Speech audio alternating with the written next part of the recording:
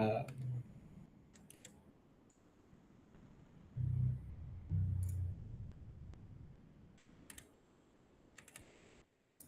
okay. Starting. Okay, starting now. Okay. Hi guys. So I'm one of this year's Cup for Fast Forward 2026. Woohoo! Geoff Biscocho. For a little bit of background, I've been debating in Fast Forward since 2022. Jesus, boomer. Yeah. So today, this is going to be one of the three lectures we're going to be having about narratives, how to debate them, common mistakes, and what you should probably be watching out for. Okay. So, table of contents. I'm going to be talking about three big things here. The first thing is, why should you care? So, what is the importance of narrative motions? Because I think the way that people see narrative motions is that they're these like confusing, at the same time unimportant and low impact things that don't really matter in a lot of debates. But in reality, I think there are tons of reasons to care for them, but also because a lot of people mess them up. So yeah, we'll talk about that later. The second thing is idea generation. So what are questions you can ask yourself in prep to come up with an argument, to come up with reasons for that argument, to come up with why that argument is important. I'll have five later, and they're pretty basic, but they're important and relevant all throughout. And the third, and I think most important thing, is common mistakes that people have. Oh, doorbell, sorry. So I'm going to cover two important mistakes that I think a lot of debaters end up having in narrative motions. Before that, so why should you, Hangedon, care? I think there are two reasons, right? Two reasons.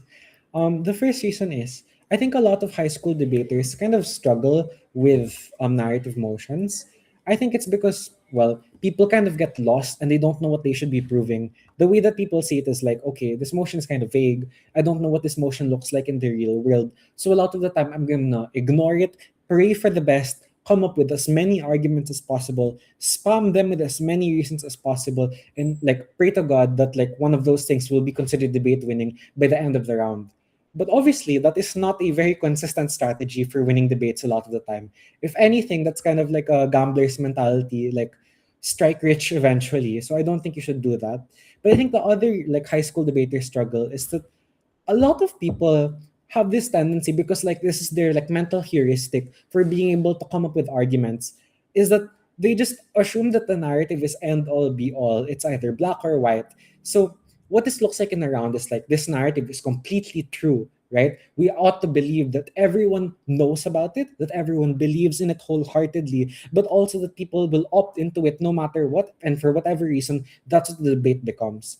So I think that kind of messes up the way that you think about the motion within the round, because it becomes unclear from both sides, and eventually I think it starts sounding like a policy motion, which you don't really want. Yeah.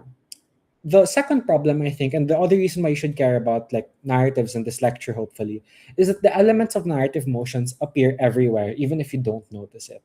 Ala, mysterious.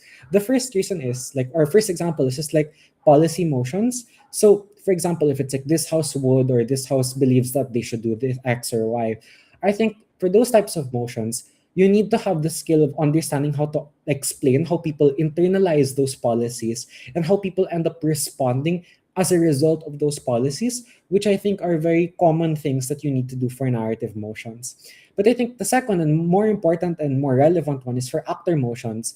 If you're talking about individual people or individual groups of people, you need to be able to flesh out how to explain their preferences and how to explain their backgrounds in such a way that like that explains the way that they react to like actor reasons, right? Or that explains the way that they would want to do things a certain way. Like there are some motions, even if they're an overlap of actor and narrative, that are pretty common. Like this house as X marginalized group should spread or propagate XYZ belief or narrative to the rest of their community. I think it's a very common type of motion. So you need to be able to be good at arguing narratives to argue those combo motions. And I think most generally, even if it's not those two like variants or two themes of motion, it's the fact that I think narratives uniquely test your ability to frame and illustrate very clearly, whereas other motions or other motion types are usually looking for rigor while still looking for framing and illustration. I think framing and illustration is a more important can change the way that your debate goes and the way it goes. So I think that's why it's still important to talk about narratives, right? And try to prepare for narratives. So, with that in mind, here are the like next part of the lecture, the second part. So this is on idea generation. So idea generation will cover um mainly for like questions, right? But the purpose of these questions are, I think, three things. The first thing is, how do you create arguments, or how do you create premises to argue in your speech? The second question that it will help you answer is, how are you able to frame those ideas, either framing them in terms of the context of how you push the argument, but also how you weigh the idea that you're talking about. And I think the third, and I think kind of like basic and more intuitive reason, is because you want to come up with argument reasons, right? Like, why is XYZ thing true? I think by knowing these questions, you can come up with sub reasons, or just understand where you're gonna be branching off from. So, okay, very first question. So, I think the first question you want to ask is, why does the narrative even exist to begin with? Yeah, so I think the way that you want to approach this is like the three ways I explained here, which they all mean kind of the same thing, but they approach it from different perspectives. So, where did it originate? Who? When did it happen? Um, so I think for where did it originate, I think this is really just talking about like more geographical, maybe like whether like a belief started in the West, so it's a bit more progressive, it's a bit more like Western, more liberal, things like that. Or maybe it originated from like a more progressive or a more like post-colonial area that was struggling, that maybe relied on a bit like different beliefs from that didn't have access to the same privileges, so it shaped the formation of the narrative. I think the second way, which is who spread this narrative. A lot of the times, this is asking for like feminist rounds, for example. Like, was it men, like very misogynistic, like hegemonic, like supporting men who spread narratives, or was it women who supported other women who were a part of the feminist movement already that spread these narratives?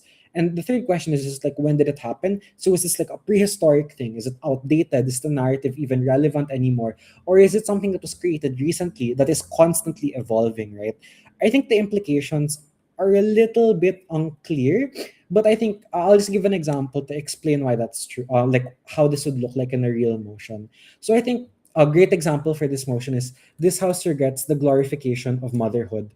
So for this house regrets the glorification of motherhood, the way that we would explain the answer to like the narrative's origins, it's probably in like the nuclear family, right? It's the same, and like it's probably in the time where like people, if we're on gov, it originated from a very like kind of like prehistoric belief that mothers should be these like archetypal home carers, people who are submissive, and that's why it's bad. And the reason why that's true is probably because men were the ones who had power, who were in positions of power, whether they were the ones who were able to have jobs in media that could spread this narrative, maybe they were in the government that reinforced these beliefs through legislation and policy, or maybe because they held more dominant roles in the places of education like schooling. So it's a lot more reinforced that like men are the ones who created this narrative, and that gives government the room to shape how they want to talk about it, right? Because a lot of the times in narrative debates, it's a frame battle.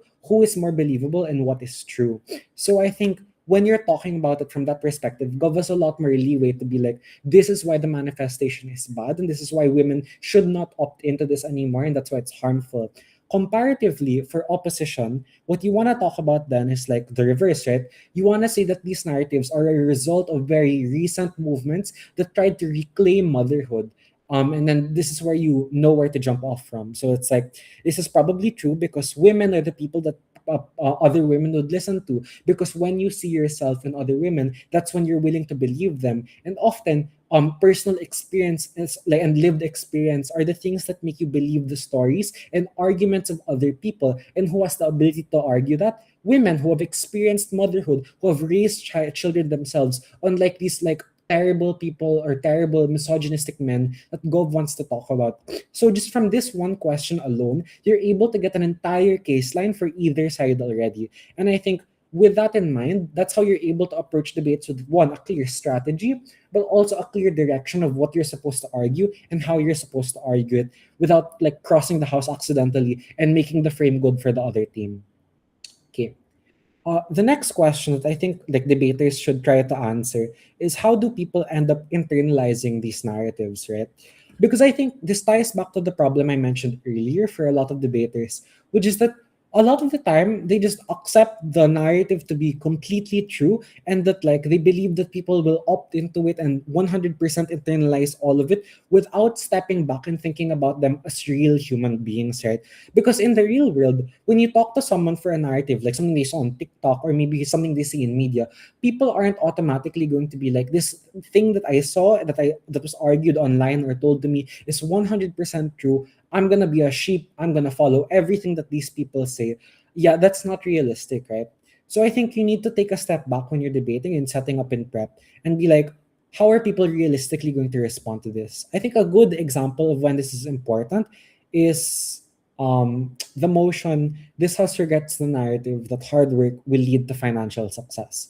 So in debates like this, I think it gets really messy because government will inevitably be like, okay, if they believe hard work will lead to financial success, their entire lives will be dedicated to working hard with this failed expectation at the very end of their lives because meritocracy is a myth, it's a lie, and nothing will ever happen. And then op will be like, no, that's not true. But then how do you prove that's not true? I think that this is the question that you have to ask. How do people internalize it? So I think this is where you have to be like, okay, I think if the way people internalize it on op in prep is that marginalized people, for example, if you're a person of color, will have the understanding from their parents, from their own lived experiences, that meritocracy is not enough to overcome racism in the workplace, for example. So often they may believe in these narratives and do think that they are important, but it does not come like without the like forethought of that maybe there are other factors that play into this. It's just that hard work can get me somewhere, right? Or for example, if you're poor, like people, they're not going to assume that like, oh, all of our problems will be solved as long as I stay in like a 9 to 5 job forever. It probably means that they understand and recognize that their circumstances have important like problems to deal with. And it's uniquely with this narrative that hard work should lead to financial success, that we can get people to care about implementing policy to make it true, right? Which is why I think a lot of the times you get like calls for workplace anti-workplace discrimination, because opposition can say because people internalize it to be important but not necessarily true in the real world, it means that people are going to campaign for it to become a reality, that most likely that they're going to try to get support for people who don't have access to this narrative in its fullest extent. Or maybe I think the third thing, and this is like the most general example, like for example, if you're someone in the workplace who's trying to ascend to a higher level in the workplace, like you're Gen Z, for example, maybe you recognize that pure hard work in one position will only get you so far in the career ladder. And that's why you need to be smart, which is what this narrative will teach you, right? If it's popular, especially, that you need to take breaks, that hard work involves resting because that's when you're most efficient. Or maybe that in order to ascend your career, it's not necessarily a linear path, which is uniquely something that you learn when you realize that hard work leading to financial success isn't a like one size fits all narrative. And I think when you approach it with this more like complex lens, that's when you're able to come up with a lot more arguments. But that's also when you're able to be a lot more like persuasive in your arguing, because it doesn't sound like you're dependent on this world that's like, okay, everything unrealistic will happen. We're in debate land, nothing else, nothing more. Like if the ad realizes like, okay, this team is talking about very real things, and I think this is a very realistic way that they can approach this debate, I think you sound just all that more rhetorically persuasive, but also that you're able to come up with more like reasons and you're more rigorous as a result of that. This applies in your frame when you're explaining how these people react. This applies in your premise. If the like basis of the argument is true, this applies in your mechanisms. Like if you're able to understand the inner workings, you can extract a lot more mechanisms than a very vague, very all-encompassing mechanism in your debate. Okay, there. I think this one is very rich. I think this is very important because a lot of people kind of forget to ask this question in prep. So, third question then, what does it look like in the real world? So this goes back to the idea of illustration and asking questions and making it real to the person, right? Because I feel like a lot of the times debaters have this tendency to be like, well, this motion will not only will people internalize it completely, but it's going to be this super extravagant, like world ending, like world changing motion. Because I think people struggle to impact and clearly explain what the results of a narrative are, because by nature I don't think narratives are high impact. I think a lot of the time people call them soft motions, because like art, maybe it's hard to clearly explain a tangible benefit of something that we don't like talk about or see every single day of the week. So how do you go about this? I think a good motion for this is this house prefers the narrative of every body is beautiful over a narrative that that beauty doesn't matter. So if you're talking about every body is beautiful, that doesn't suddenly mean that, like, for example, everyone will believe that they are hyper attracted to everybody, or maybe like in a very classic like black or white debate, it's not that everyone will suddenly believe that everyone is extremely beautiful.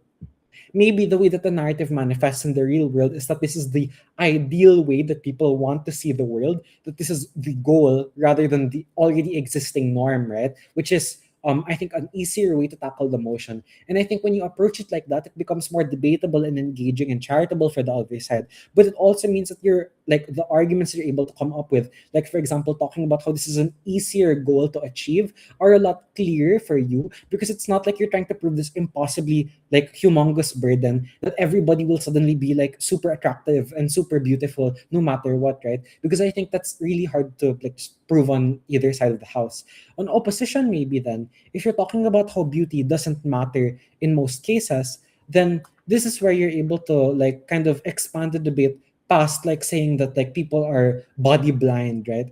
When you talk about beauty doesn't matter as a goal of your narrative, on opposition, this is where you get other arguments. For example, like you can talk about how people are pivoting towards other ways of thinking, that maybe the beauty, that like beauty or maybe this inner goodness relies on personality. Maybe it's not that people completely ignore beauty, but it's the fact that people are able to highlight personality, and that's what's important in the round. So I think by clearly having that gap between like what happens and what the motion is trying to achieve and what actually happens in the real world, I think your mechanisms will not only be more believable, but they're also going to be harder to rebut from the other team. Because if the other team wants to respond to them, they're forced to explain like why even this like low burden argument, or this low, or like this easier to prove reason, is untrue or unlikely. Because for example, if you're explaining why people will perceive it in a certain way rather than fully adopt it, government now has the responsibility to explain why low levels of perception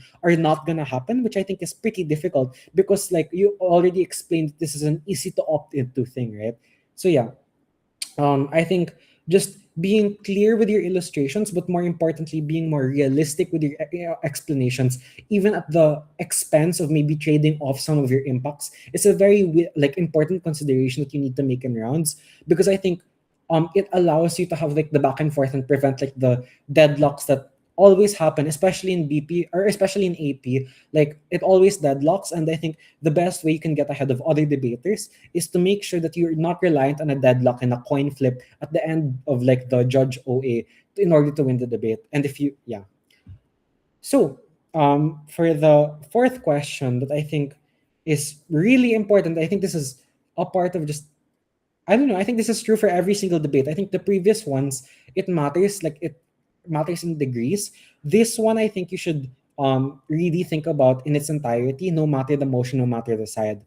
Is the motion or is the narrative itself true, and will it actually be realistic?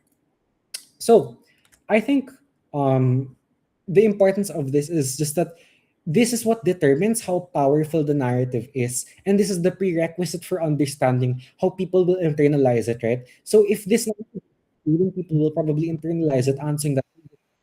But if it's not true, if it's not believable, then likely people are also not going to opt into this as much. The way that this will manifest is probably pretty negative, that people just like aren't going to really give it much thought anyway. So its manifestation is trash.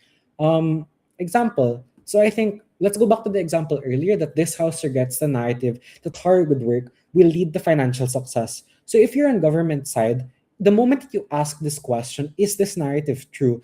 I think it opens up like the biggest case of government, which is just that the narrative is not true, right? And this is like the initial like train of thought that you need to go on to explain why like the false hope argument. It's not true. Why? Because meritocracy is not real for a bunch of reasons. There's the birth lottery, when and where you'll be born, what race will you be, how rich are you. Those are things that are out of your control and therefore will make you unable to opt into the narrative, right? The second reason, for example, that government can give is if the narrative is true or not, they can say it's not true, that often hard work doesn't lead to financial success. Therefore, you should opt for other narratives, like that people should be more comfortable with where they are, for example, that like maybe you don't need to ascend the career ladder, that hard work doesn't necessarily pay off as much, which I think is the way that you're able to get away with a lot more gov args. On opposition, if you ask yourself that, it also gives you like the responses and preemptions, but also like before, it forces you to come up with new and more like progressive arguments from second speaker, or maybe better and more developed responses from third speaker. You can be like, it is exactly because this idea is not true, because people do not have access to meritocracy, that people believe it to be important, that's when policy gets passed for better like a lesser wage gap. That's when people fight for like educating the poor or people who are in marginalized communities.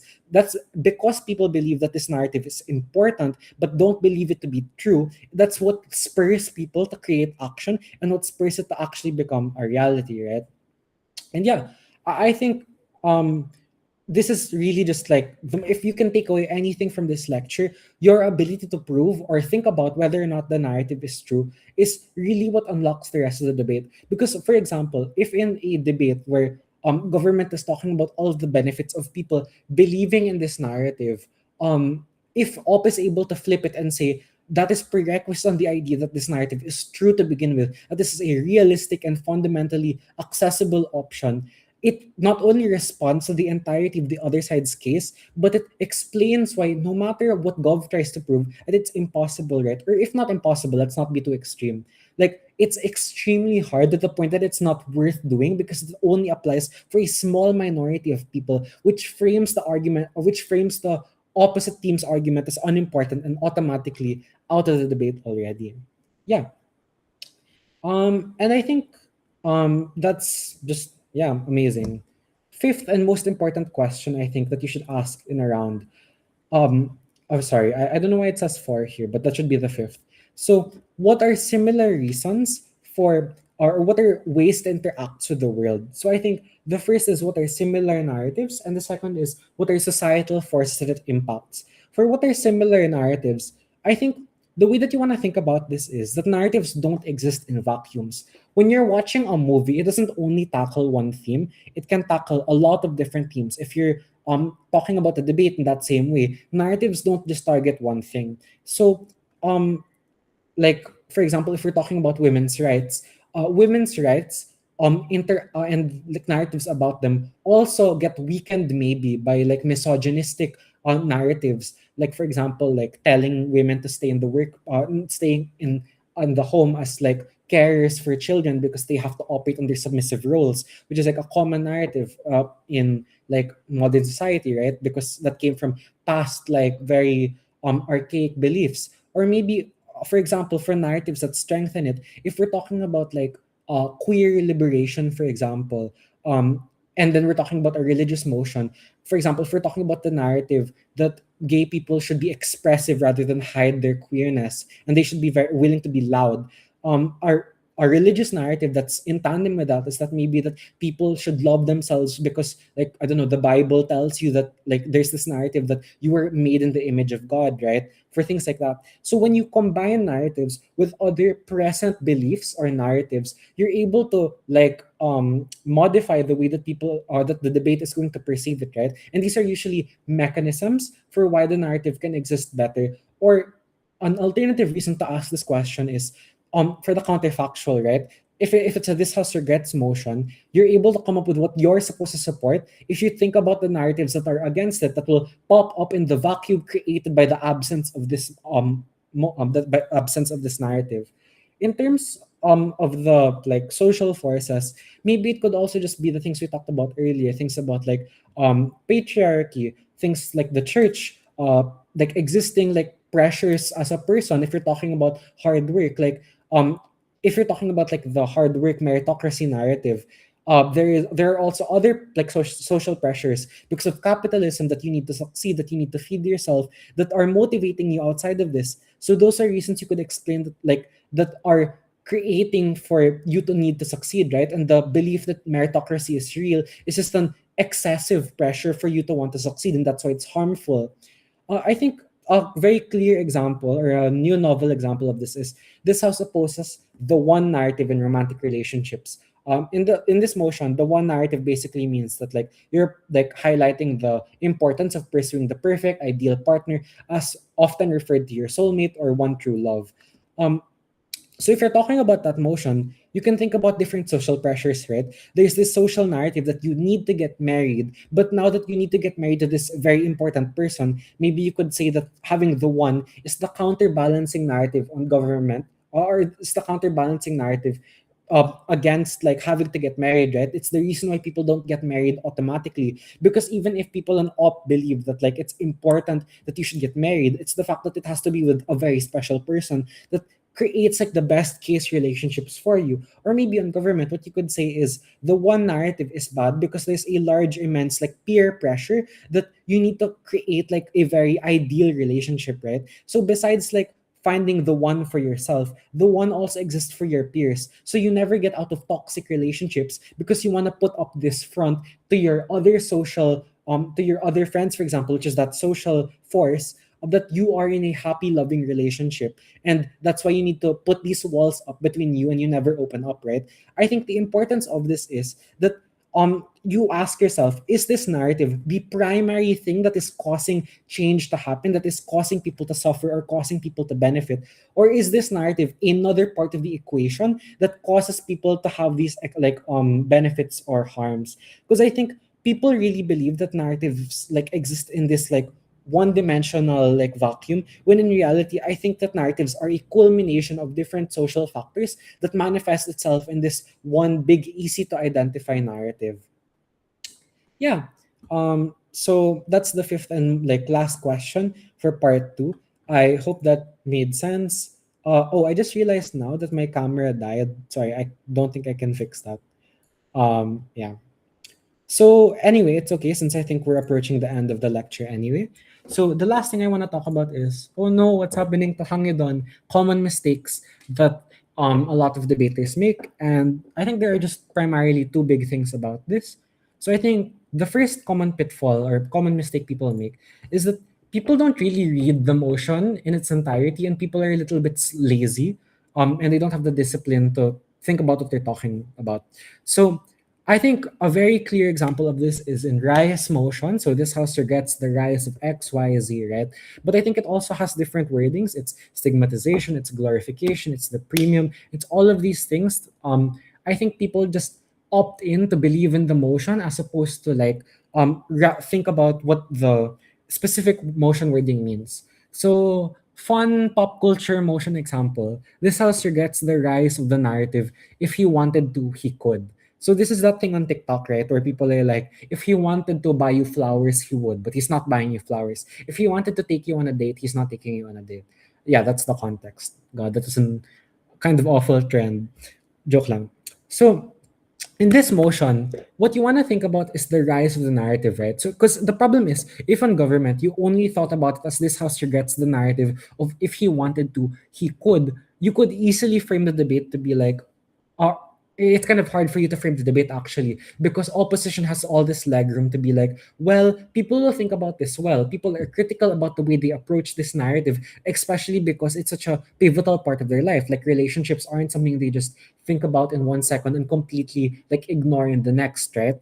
But you and because of that, if you don't ever think about the rise, this is kind of like a losing scenario for government. Good luck to you na lang talaga. Hail Mary.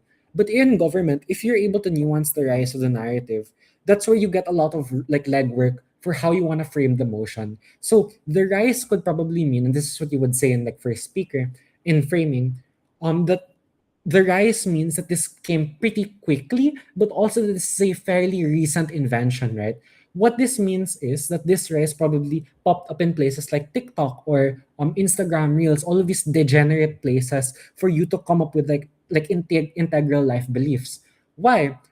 Because the rise means that people believe in what is popular probably. When does something get popular? If it's easily accessible, if it's very diluted, if it appeals to a mass amount of people, and if it appeals to people's internal biases of what they already believe, right? Like confirmation bias. So with you being able to read the rise, that's where you're able to have the counter argument and explain, even if people are critical, it is exactly because of the rise that people are not critical about this issue, that people do not take like a second to think about these problems, because the way that it's constructed, the way that the narrative pops up is feeding on people's like rashness, on their extreme emotions, especially in something as like vulnerable as something like a relationship and wanting to break up.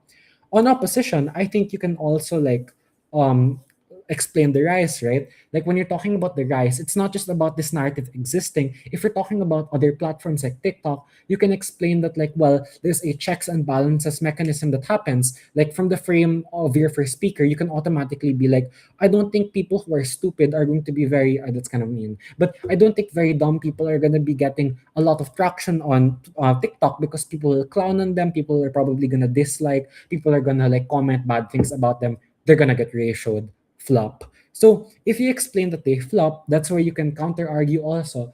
And I think the good thing about this is, while it doesn't necessarily benefit one side, what it does do is it makes the debate a lot more nuanced, and it makes the debate a lot nicer to sound for the edge. And like in general, I think the debate becomes a lot easier for both sides when you're debating the right motion.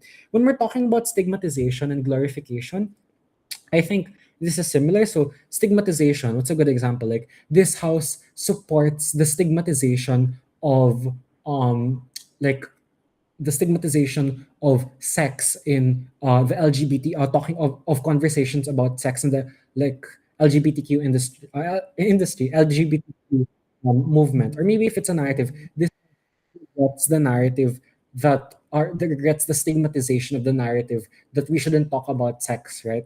Like maybe the way that you want to talk about stigmatization is that it manifests in a very particular way. That people are it's not just that people aren't talking about it, that maybe people are slandering others for trying to talk about it, that people like hurt themselves and feel bad for themselves because they try talking about it even though it's an intrinsic part of their identity. I think when you approach it with more than just like one way, more than just like the motion itself, I think you're really able to unlock what the like cup probably wants to debate. This isn't a future omen, by the way. Like this doesn't guarantee that any of these will appear in fast forward, but these are just important notes to have in general. Yeah. I think, and this second issue, I think, is the most important issue that people really need to think about. I think I've been mentioning it in bits and pieces in my lecture, but this is like genuinely, I think, even though it doesn't sound as like important, it is debate defining, impacting. So I think narrative motions more often than not feel a little bit low impact because we're not consciously thinking about how it pops up in the real world. So the crutch that I think a lot of debaters end up relying on is they're like, okay, so if it's low impact, then I don't think my I won't have any impacts in my speech, or I try to come up with the most extravagant impact so that the other team that has no impact sounds kind of dumb in comparison. The issue of this is that if you try to, like, for example, explain why it changes immense social structures a lot, you have a large burden on your side to prove why this is true, or else the ad probably won't credit it. Or it just makes you sound like you're not living in the real world, which I think is the worst thing that you want. Because if you're alienating not only the other team, but you're also alienating the edge, that is like a recipe for disaster. So, what can you end up doing to change this? I think instead of changing broad social structures, I think common like solutions for this is maybe you need to show the like how people change their priorities. So, for example, if it's about uh, an example motion is this house opposes the widespread narrative of viewing with those living with disability as inspirational. So if we're talking about them, maybe it's not that people will suddenly believe that like they're completely uninspirational and that they're useless, but maybe the shift in priorities means that people are going to be more willing to hear them out as people as opposed to be these like totems of like perseverance and grit, right? Or maybe yeah, the second thing is maybe like you should be willing to take trade-offs. I think a good example of this is like for the same motion you should be like, we are willing to concede that maybe people will be viewed in a bit more of a negative light, but what this does mean is that people are more encouraged to help people who have disabilities, are more encouraged to help individuals who are living with chronic pain that they cannot physically like endure by themselves. And you explain that this is more important because of the importance of community, for example. Like I think you shouldn't automatically resort to trying to impact as much as possible.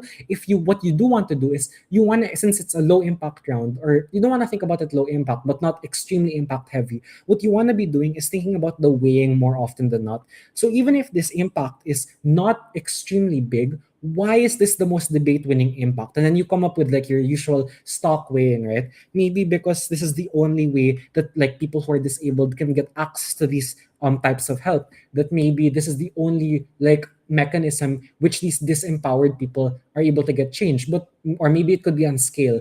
If more people believe in this is the most important, because disabled people already make up a minority of the individuals. Like a lot of people are very able-bodied, so if you're able to convince those people's minds, then it changes and is more important to the average disabled individual.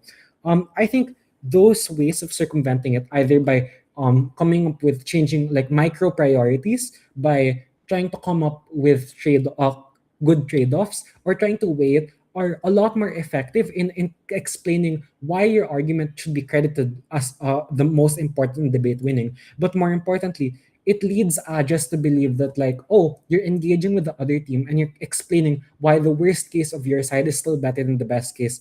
I think a lot of debaters know this, but aren't really putting it into practice because it's hard to concede. But I think in higher level debates, learning to concede strategically is one of, if not the most important things that you can learn.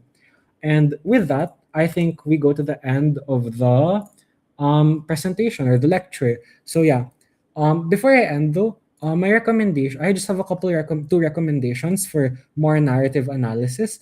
I think for media and narratives in general, if you want to learn more about them and how they appear in media, on YouTube, Pop Culture Detective, I think they're fun to watch, not just for debate, but also just as general entertainment. And if you want a deeper and probably more concrete dive into specific parts of narratives, Bea Quizon has a really good lecture on the flaws of wants and needs for narratives. And I think that has a lot of material that I probably did not cover. Yeah, because it's great lecture. Uh, Hope you enjoyed the lecture and I hope you learned something.